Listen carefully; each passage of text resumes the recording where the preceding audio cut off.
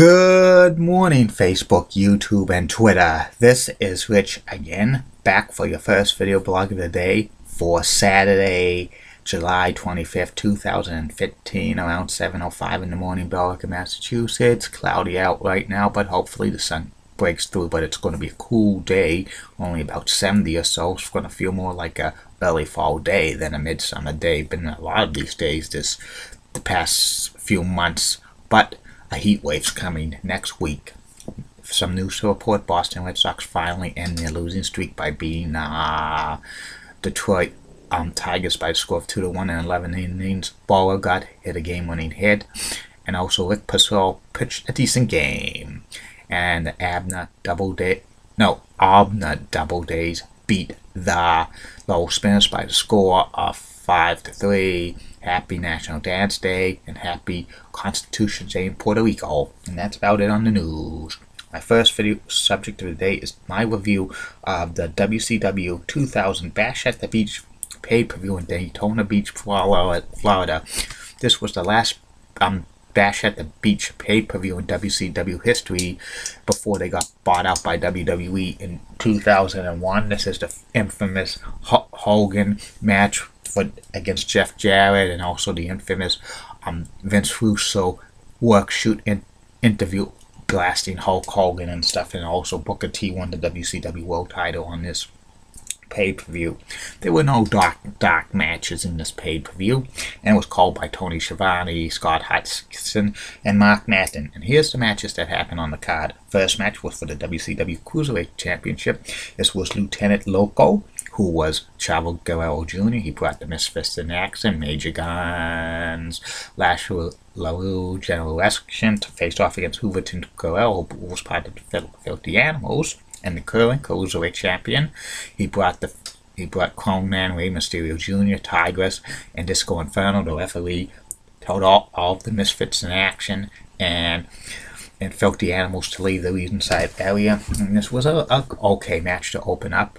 The Misfits in action go up in mass, try to interfere, but the referee caught them, ejected them, and then the Filthy Animals came down in mass, but the referee saw that and ejected them. Ending of the match had Lieutenant Loco use a flying DDT for the 1-2-3 to win the Cruiserweight Championship. The next match was for the WCW Hardcore Championship.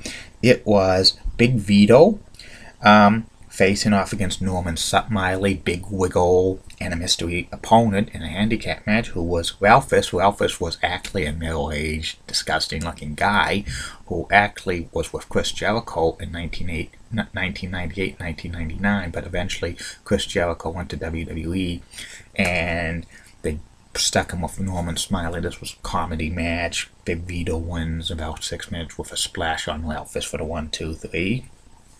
The next match was a wedding gown match. It was Daphne with Crowbar facing off against Miss Hancock, who's Stacy Keibler, with David Flair, and the storyline had Miss Hancock and David Flair getting married and stuff, and this was such a comedy match. This was a train wreck. Daphne and Crowbar attacked David Flair, and they were going to cut his hair, and Miss Hancock stripped out of her wedding gown and to a bra and panties. She purposely lost the match so David Flair would not get a haircut and stuff, but then Daphne and Crowbar attacked David Flair and Miss Hancock and threw them in the wedding cake. Awful. It was train wreck. It was awfully funny. It's just this is how WCW was in around this time. The next match was for the WCW World Tag Team Championship. It was Chronic, Brian Adams, and Brian Clark facing off against Sean Stasiak and Chuck Palumbo, who were the current WCW Tag Team Champions. This was a decent match. Chronic wins, Brian Adams pins Sean Stasiak. The next match was Canyon facing off against Booker T. Who's better than Canyon? Nobody. And it was a decent match. It was this and that. Interference by Jeff Jarrett. And Canyon pinned Booker T with the Diamond Cutter for the 1-2-3. The next match was for the United States Championship. It was Mike Awesome, who was pretty awesome around this time, facing off against Big Papa Pump Scott Steiner, the current WCW United States Championship champion. Yeah, a decent match. Scott Steiner cheated and got disqualified. The referee caught him, but he continued to attack Mike Awesome, putting him in the Steiner recliner Colebrook camel clutch move. WCW Commissioner Ernest Miller told the referee to strip Scott Steiner of the United States Championship because he refused to let go of the Steiner recliner. Afterwards, Steiner attacks Ernest Miller, lays him out. The next match was a graveyard match. It was Vampiro facing off against the Demon, and this match was filmed in a graveyard probably before the pay-per-view. It was a 7-minute match. Vampiro wins by throwing the Demon into the casket and then lights it up. They were building Vampiro as a major heel. The next match was Shane Douglas, the franchise, facing off against the Stuff, Buff Bagwell.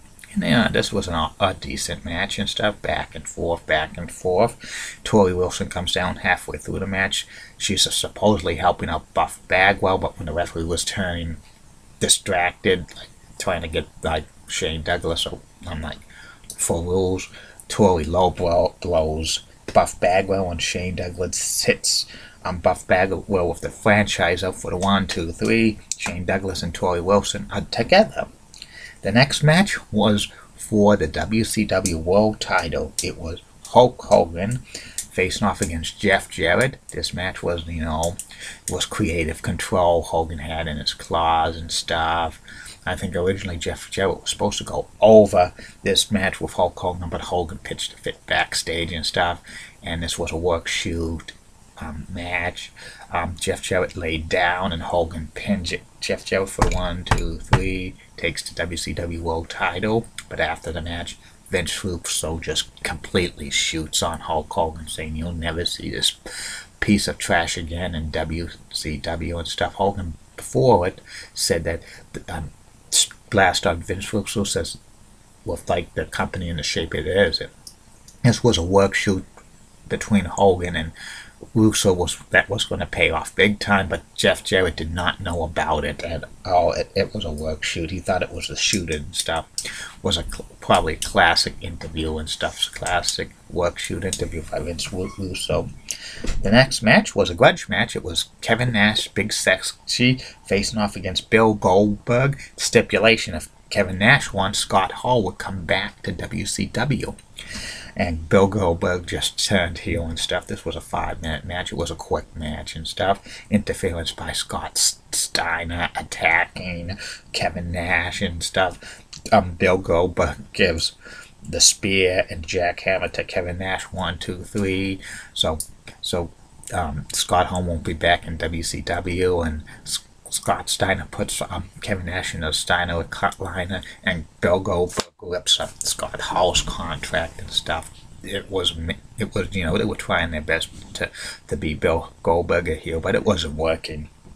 And the main event, it was for the WCW World Championship. It was the champion, Double J Jeff Jarrett, the chosen one, facing off against Booker T. And this was a great match and stuff. Back and forth, and he had one referee get knocked out by Jeff Jarrett because Jeff Jarrett used a stroke and stuff, and then Booker T hits Jeff Jarrett with a bookends, and then the second referee comes down, pins, makes a 3 count, and Booker T's the new WCW World Champion.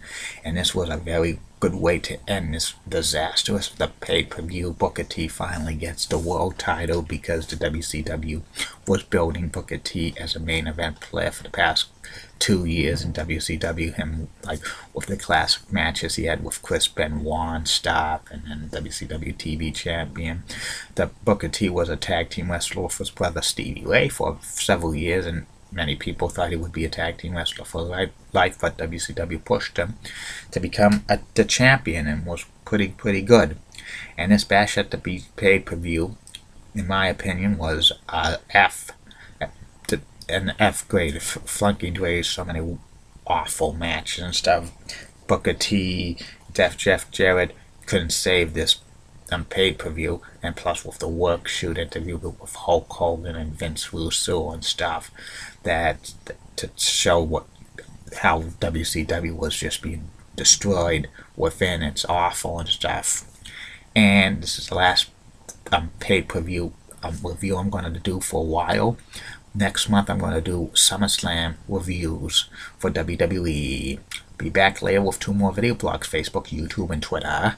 First video blog will be about the old Giovanni's, Giuseppe's, and Peppercorn restaurant in the North End of Boston and Belleville, Massachusetts. And the third and final video blog of the night is former Major League Baseball player Dave Parker, the Cobra, a future Baseball Hall of Famer. Have a good day. Keep calm. I'm a Julie Bradley guy. Molly Rosenbaum of Fox 35 Rocks. Have a good day.